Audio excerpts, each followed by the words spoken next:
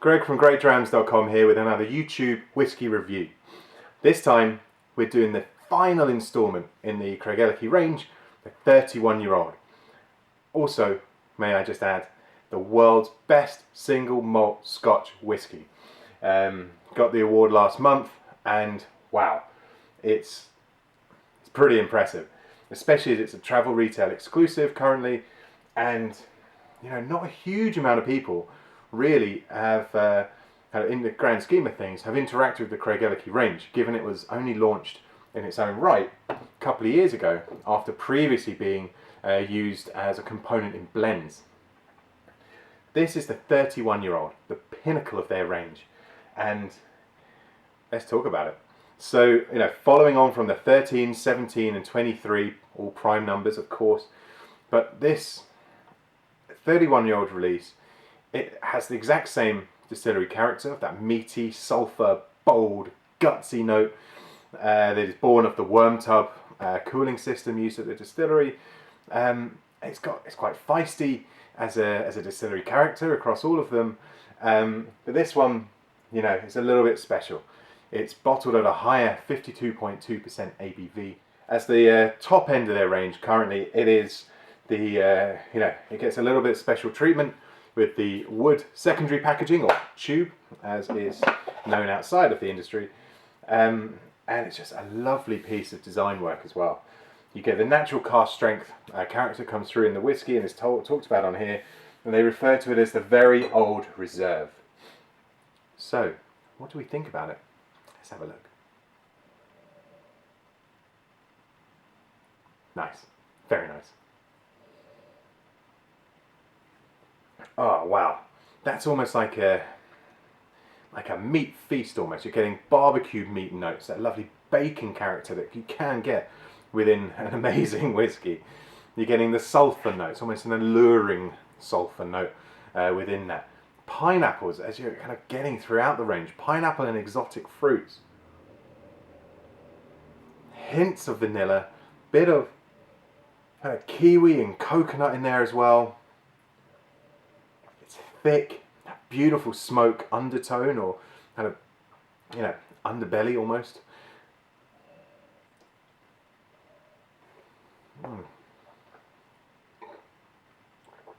Juicy exotic fruits.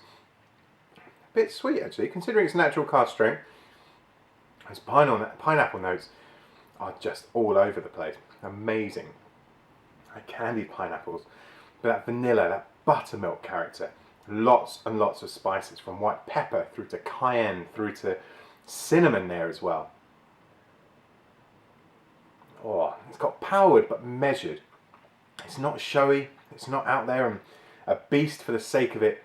It is very well measured, incredibly well balanced. It's kind of soft yet bold, alive yet smooth, meaty yet vegetarian, obviously.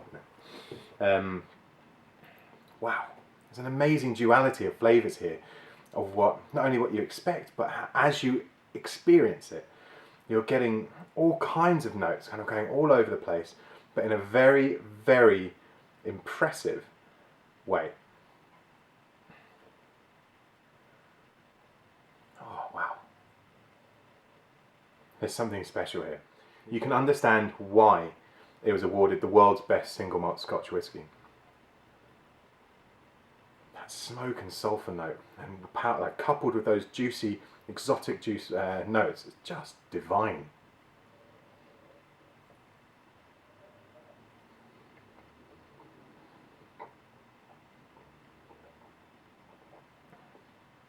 That's absolutely phenomenal. Absolutely phenomenal. Like with all naturally cast strength whiskies, we should probably try it with a bit of water. Now that might be sacrilege to some, but there's only one way to understand how the flavour develops and what happens once you kind of open up all of those flavour compounds, and it is by adding just a little bit of water. So I'm going to go in, probably give it about 10-15%. Now there's 2 drop stuff. Let's open it up properly and see how we get on. Remember, it's at 52.2% ABV, so you're not going to destroy it unless you put, say, 20% or more water in. So a few drops went in. You can see the ribbons of the enzymes getting there. You probably can't see on the video, but it's clouding slightly as all these flavour compounds just open up and kind of give you a little bit more. Swish it around, get them all working harder. Now that smokiness, that sulphur note, still there, quite powerful but a little bit softer. It's now almost an earthy wasabi or horseradishy note going on there as well. Or horseradish spice. Bit more vanilla oak coming through. That sweetness is just absolutely phenomenal. And the fruits have developed from the juicy fruits almost into candied fruits, strangely enough, on the pineapple especially.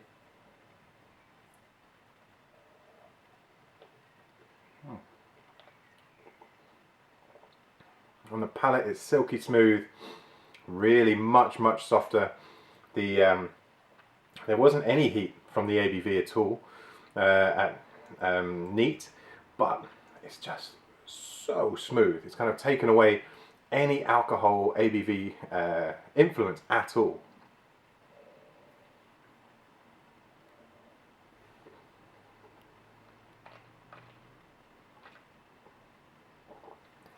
Beautiful. Ooh, those juicy fruits are back there on the finish, along with that kind of cayenne white pepper note as well.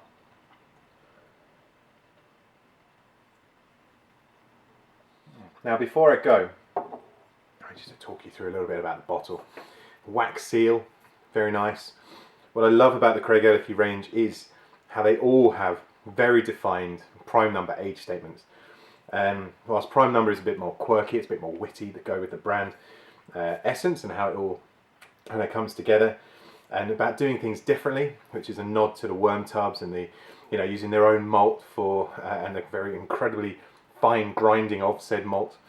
But they also have bespoke glass. It looks relatively classic, but when you get up close, it's bespoke. It's got their founding date of 1891, as well as Craigellachie, the name, and Speyside all embossed in it.